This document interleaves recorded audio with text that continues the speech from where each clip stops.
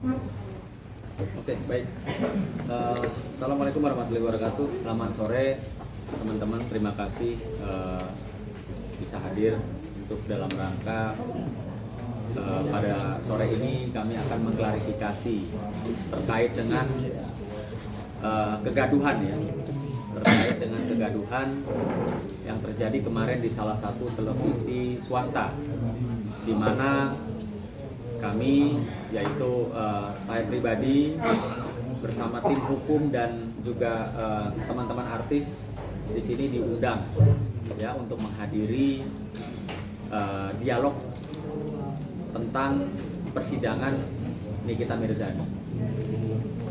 Jadi kami hadir di situ dalam rangka saya sebagai narasumber dan Mbak Emma hadir sebagai pendukungnya Nikita Mirzani ya. Terus Mbak Barbie Kumalasari hadir sebagai lawyer atau praktisi hukum yang tidak memihak kepada siapapun, dan juga ada satu artis juga yang dari kubunya DRG yaitu Ayu Aulia ya. Nah, jadi pada saat awal mau dimulainya acara debat tersebut ya, saya pribadi sudah merasakan adanya perbuatan yang tidak menyenangkan, atau kami anggap, atau saya pribadi menganggap sesuatu yang tidak pantas saya terima ya, tidak pantas saya terima, yang dimana pengacara dari DRG yang berinisial J itu menghampiri saya ya, tidak sebagai mana mestinya orang menghampiri seseorang untuk bersalaman ya. Jadi perlu diketahui asal mulanya memang itu sebelum kejadian ribut-ribut itu sudah terjadi itu ya.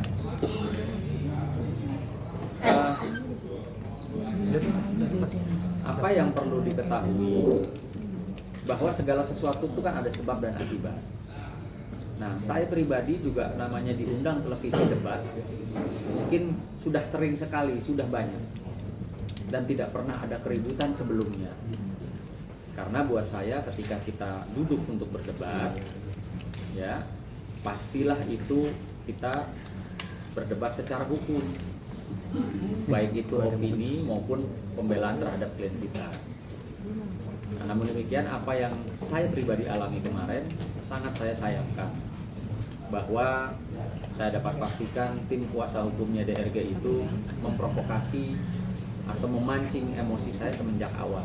Nanti ada slide video yang akan dijelaskan oleh tim kuasa hukum saya, Bang Manci, dan nanti juga ada paparan atau analisa hukum yang akan disampaikan oleh tim kuasa hukum saya, Bang Tony, dan kebetulan dalam hal ini juga tim kuasa hukum saya ada Bang Nahak yang memang ada di peristiwa, ada di TKP pada saat itu.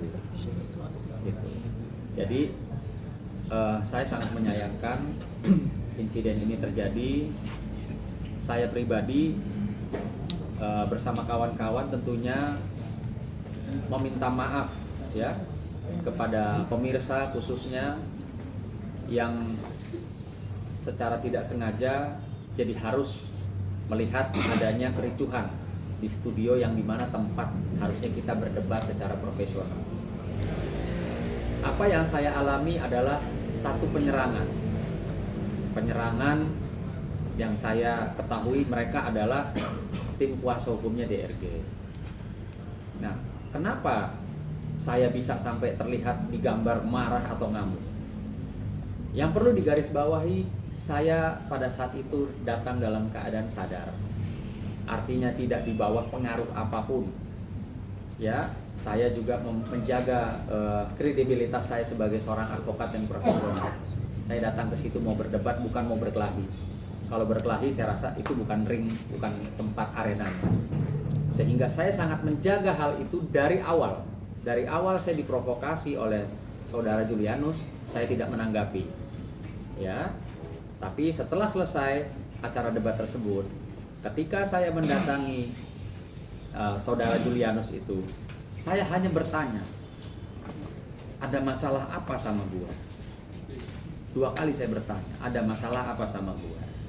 Lalu kelompoknya mereka, tim kuasa hukumnya DRG yang dalam hal ini sudah kami laporkan, itu mendatangi saya dan langsung mendorong saya. Padahal nanti kita bisa lihat jelas tidak ada gerakan saya untuk melakukan apapun terhadap si Julianus, tidak ada. Saya dapat pastikan dan saya bisa buktikan. Artinya saya datang cuma mau bertanya. Saya mau bertanya, unek-unek saya, kenapa lu dari awal sebelum acara mulai lu datengin gua, lu bersalaman ya dengan tidak seperti layaknya orang bersalaman. Dia ambil tangan saya, dia salaman, lalu dia pukul dada dan bahu sebelah kanan saya dengan posisi kepala dia buang muka. Perlu diketahui itu bentuk apa ya? Kalau menurut saya bentuk kayak seperti intimidasi atau mau menunjukkan kehebatan kalau buat saya. Namun demikian saya juga dapat pastikan kayaknya nggak ada orang bersalaman seperti itu kalau memang dengan itikat baik. Ya, nanti bisa terlihat lah. Karena orang kalau bersalaman itikat baik tidak seperti itu. Jadi saya sudah merasa dari awal emosi saya dipakai. Ya.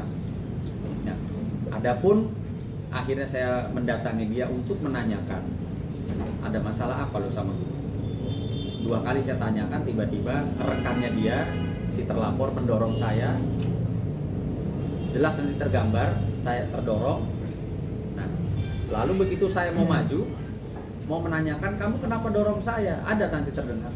Dia langsung mengepalkan tinjunya, gitu loh. Seolah-olah akan melayangkan tinjunya kepada saya. Itu juga nanti jelas kita bisa lihat videonya. Setelah itu, saya sebagai seorang laki-laki yang dalam rangka bela diri, saya penasaran, saya kejar, saya mengejar dalam rangka, saya bertanya, saya teriak, kenapa Bapak mau pukul saya?